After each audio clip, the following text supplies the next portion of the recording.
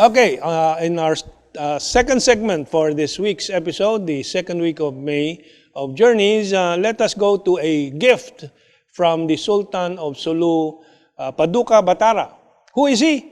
Well, if you've been watching our show in the past year of 2017, and even before that, 2016, we have been reporting with regularity the voyage of the Sultan of Sulu, Paduka Batara, the visit of the 17th generation descendant of the Sultan, si Princess Jaisal Kiram to China, whom I went with early last year, and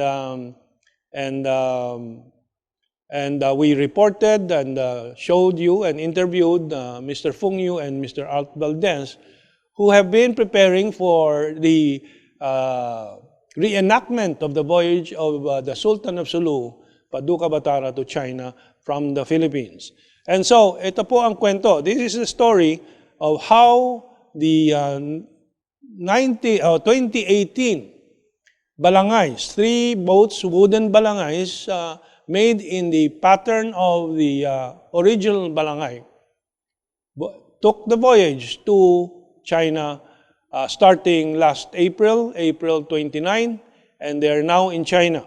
So we will follow their reporting to us through Facebook, mainly by Mr. Feng Yu, who is, I would call, I don't know if they have titles that they assign to themselves, but let's say he is the lieutenant of the leader of the project, Mr. Alt Valdez. Alt Valdez is a 70-year-old, very hale and hearty young man who also led a Philippine team to climb Mount Everest, the first Philippine team to climb Mount Everest. That was in, I think, 2007 or 2008.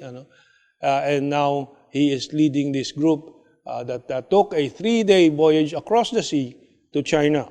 So this is the first post by Mr. Feng Yu, and let's take a look at that. Under the guidance of moon and tides, the balangays will set sail towards China tonight. And this was April 29, if I'm not mistaken. It's a very small print that I made here. So, bumiyahe po sila. Lumayag sila 29 ng Abril under the moonlight. And yung mga reports. The reports about the Balangay team, journeys to China. The sea never divided us, says Art Valdez. It unified us as a people, said the head of the voyage of the Balangay. The Philippine team that sailed around Southeast Asia during the Balangay, using the Balangay, the ancient Filipino ship.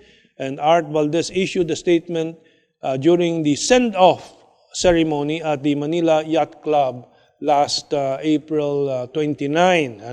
And so they moved on.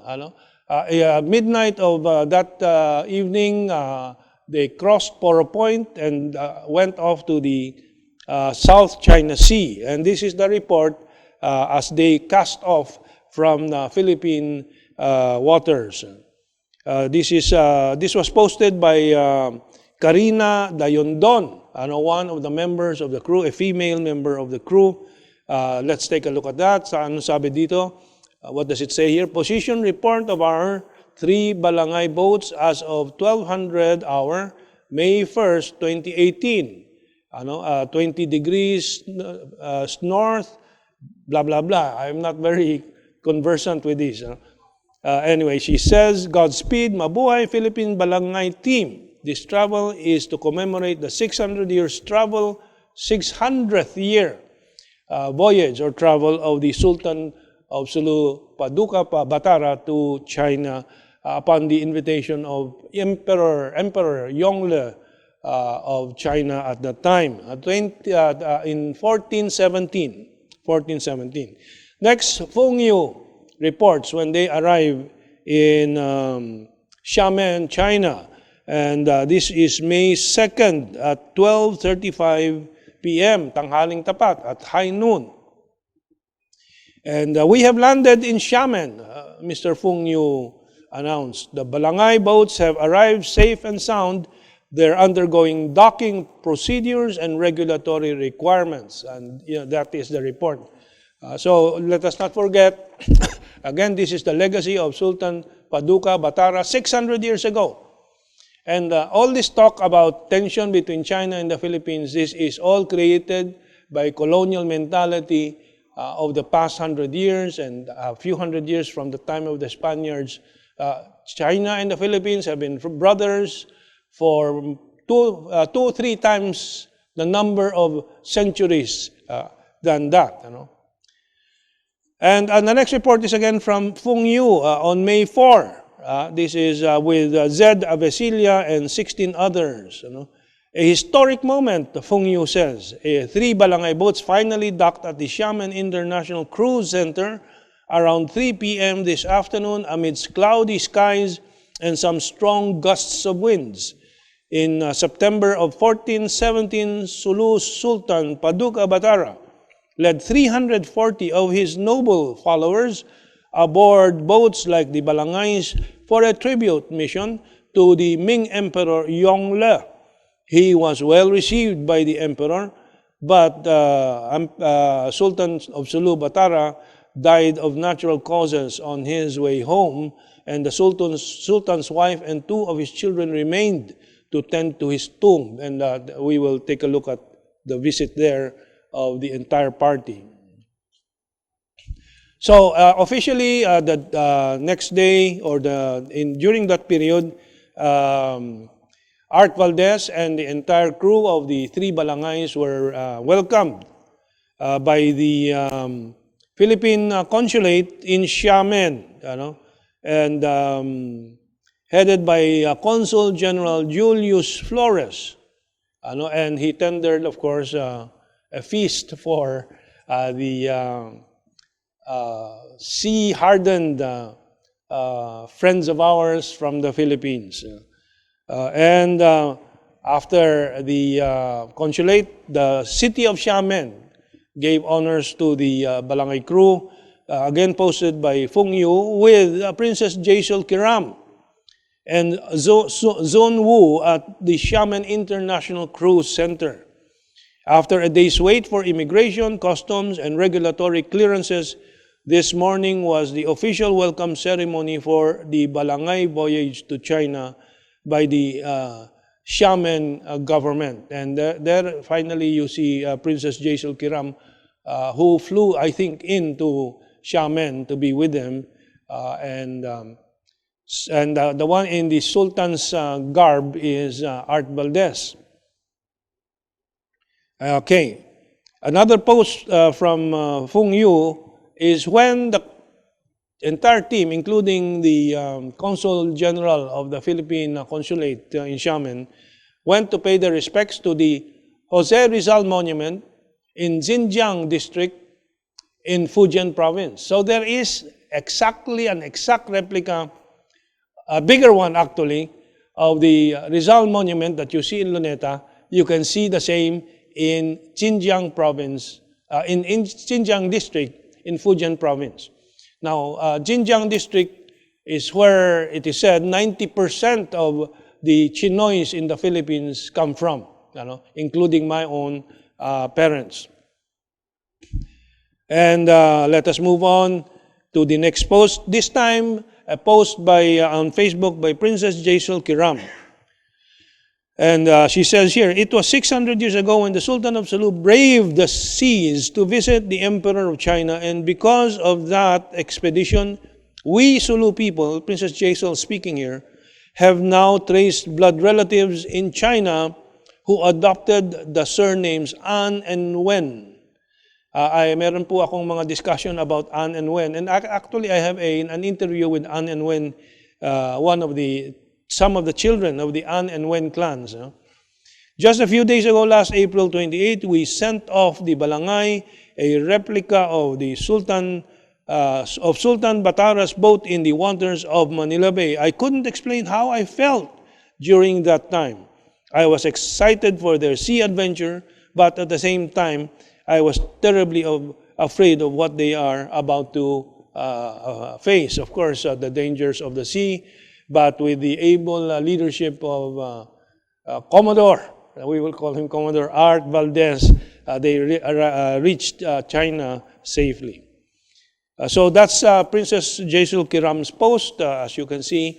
And then this is followed by, again, a post by Feng Yu. And he is with Taha Anhar and two others at the grave of or the tomb of the Sultan Paduka Batara. And with everybody else, with Princess Jesul there, malaking grupo nila doon. Nabisita ko na rin 2 beses. I visited the tomb of the Sultan of Sulu twice already in the past 3 years.